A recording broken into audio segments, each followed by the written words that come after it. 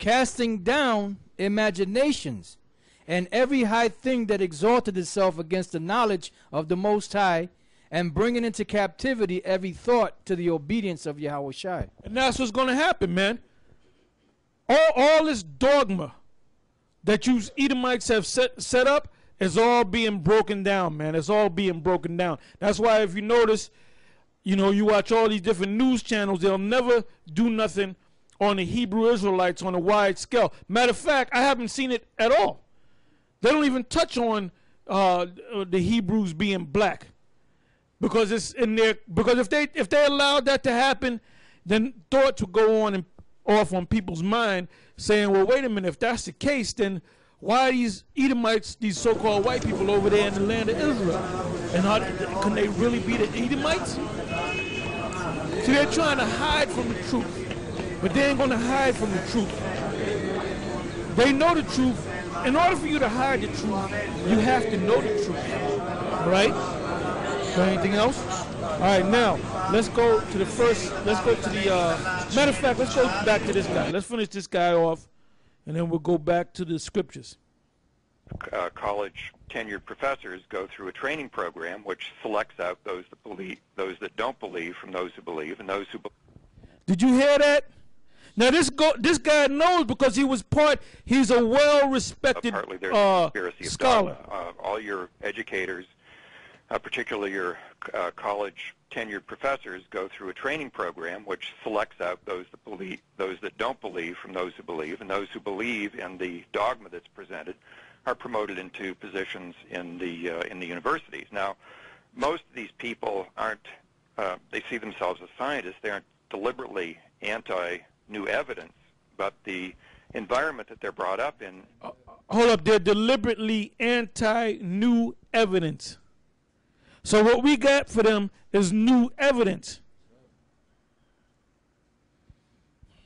And teaches them to condemn any new evidence as a hoax or a fraud. And so the result is that even though the new... Yeah, that's why they say that this thing is a joke, us teaching about Israel, and they know who the Israelites are. But the environment that they're brought up in teaches them to condemn any new evidence as a hoax or a fraud. And so the result is that even though the new evidence is brought forth by maverick scholars such as myself, Glenn Kimball, Tor Heyerdahl, Betty Meggers, and so on, this stuff is pushed aside, is pushed under the carpet, it's condemned. Many of us have written articles, and they don't get into journals because there's gatekeepers that make sure that new information is kept out. So there's actually... Did you hear that? There's gatekeepers. Now, like I said earlier, I'm gonna say it again. When this video has been up on YouTube since last year, 2009. I think April 2009, if I'm not mistaken. And then it was sent around to me and some other brothers. And I don't know if we put a comment in there, but it's been sitting there for over a year, for about a year. All of a sudden, we get this knowledge, and all of a sudden, the videos taken down. But there's the whole series was taken down, but there was another guy that took the same series, and it's still up. So they're going to wind up taking down that too. But we got the information. We got the information, all right? You fucking devils are done, man. You are done, okay? You got something, Mark? Isaiah 29:15. Woe unto them that seek deep to hide their counsel from the Lord, and their works are in the dark, and they say, who seeth us, and who knoweth us? Surely a turning of things upside down shall be esteemed as the potter's clay. For shall the work say of him that made it, he made me not? Or shall the thing framed say of him that framed it, he had no understanding? So that's plain, man. Your time is up, man. Give me Job 14:5.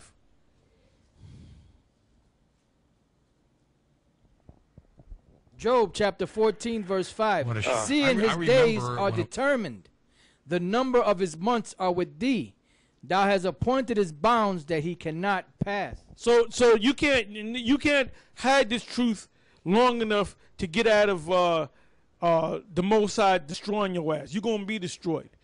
And the Most High have set up his prophets to come out here and condemn you, all right? And like I said, people are getting this knowledge. they getting this is coming out. It's coming out hard. All right. That's why you had this demon. What's his name? Joe Lieberman, and I think I got that on tape. Joe Lieberman talking about he wants to totally stop the internet, and he's going to the president Barack Obama. Barack Obama he's a clown. He's a puppet. I mean, it's showing every day that this guy is a complete puppet, man. He's a complete fool. He's a complete buffoon. He's a nobody. He's a nothing. He's a piece of paper. He's a paper tiger. He's been bought and paid for. And he's a homosexual. But you still got simple-minded, bird-brained Negroes that support this guy. All right? Like this idiot Barack Shaw. Barack Shaw. Well, he looked like Barack Shaw. KB. I told him about it. I said, your boy Barack Obama ain't looking too good. He said, no, Barack Obama's doing all right. I said, because you a simple-minded Uncle Tom nigga. That's why you say what you say. Go ahead. Hosea 6:5. Therefore have I hewed them. See, we don't. You know what? We don't give a damn about you niggas no more. Here it is, 2010. We're just gonna teach the truth. The ones of you niggas that can't get it, we're not gonna bend over backwards for you no more, man. The ones that can get it, get it. The ones that can't get it, fuck you, man. Go ahead. Therefore have I hewed them by the prophets. I have slain them by the words of my mouth, and thy judgments are as the light that goeth forth. That's right. That's right. Yeah, it's the book of 1 Corinthians 1 and 19. For it is written, I will destroy the wisdom of the wise, and will bring to nothing the understanding of the prudent. Where is the wise? Where is the scribe? Where is the disputer of this world? Have not the Most High made foolish the wisdom of this world? Give me Daniel 12 and 10 right quick. Because you devils are done. It's tick-tocking on your ass. Go ahead. Daniel chapter 12, verse 10. Many shall be purified and made white. That's talking about the Israelites. Go ahead. And tried. But the wicked shall do wickedly. The wicked is the so-called white man, Esau. Shall do wickedly, and none of the wicked shall understand. So you don't even understand, man. The Rothschilds and the super rich, the Rockefellers, they don't understand, because if they understood, they would come down to the camp and they would sit down and bow down to us. But they trying to block this thing. You ain't going to block this thing. Go ahead. It says, but what the wise shall understand. The wise are the Israelites, man. All right? Now we're going to go back to this guy, Gunnar Thompson. Kid reading Kon-Tiki and just marveled at what that raft looked like. And, I think he proved his point, don't you? Absolutely, I think he proved his point. And I brought that up in an anthropology class, and shortly thereafter, the anthropology professors in the department at the University of Wisconsin suggested to me that I might have a better time in a different department. Did you hear what he just said? And by the way, anthropology means the study of man. And that's where you get the name Andrew.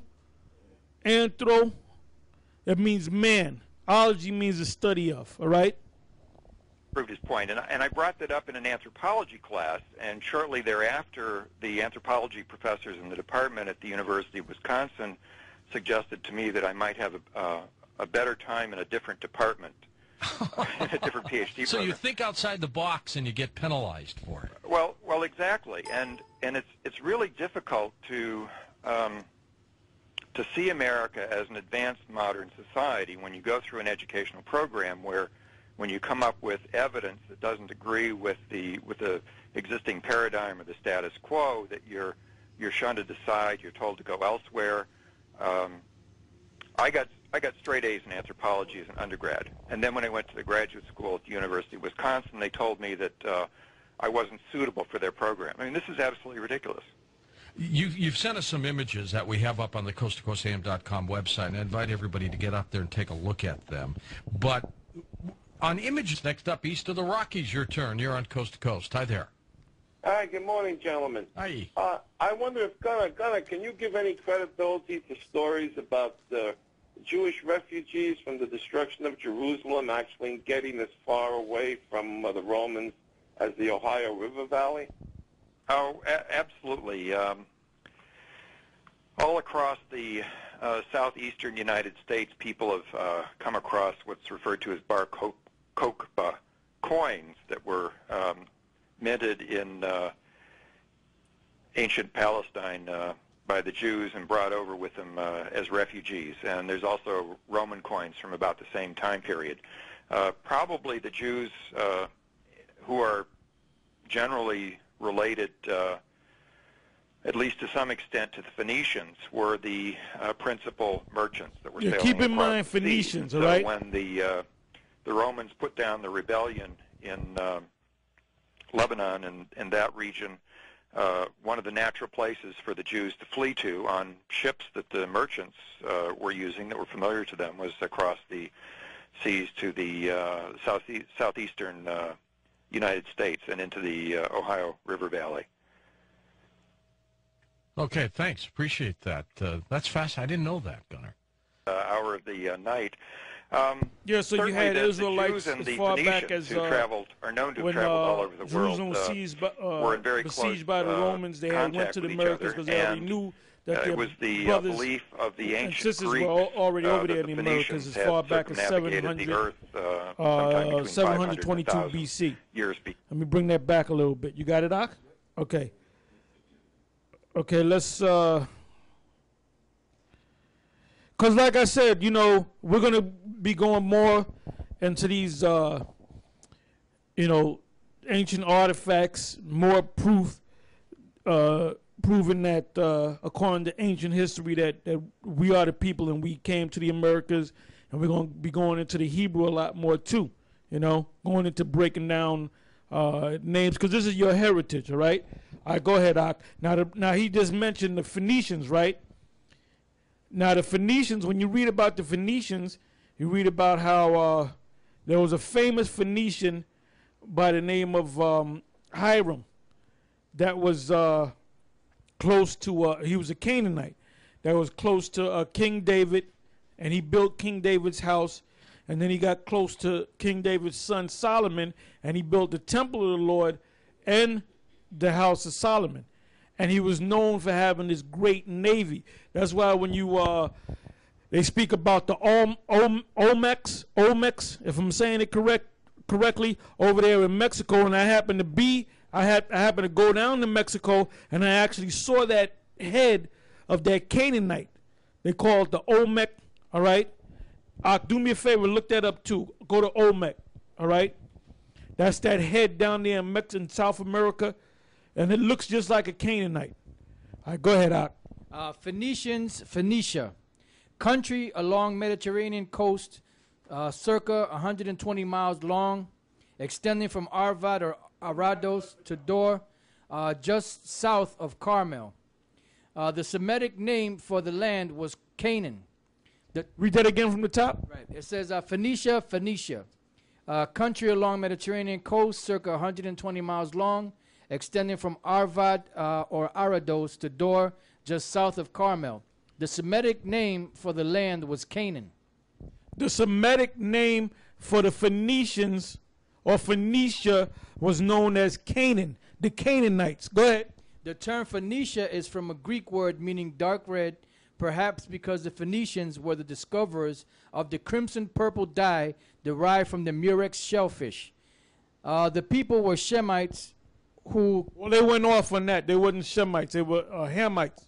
Who came in a migration from the Mesopotamian region during the 2nd millennium BC. They became great seafarers, establishing colonies at Carthage and Spain, and perhaps even reached England. They were famous shipbuilders, Ezekiel 27:9, and carpenters, 1 Kings 5 and 6. Its most famous cities were Tyre and Zidon. Its religion was polytheistic and immoral, and was brought to Israel. Oh, by the way, polytheistic means the belief in many gods. So that right there proves that they were not Israelites. Go ahead. Its religion was polytheistic and immoral, and was brought to Israel by Jezebel. 1 Kings 16:31 and 18 and 19. Hiram, one of their kings, was friendly with David and Solomon. 2 Samuel 5:11.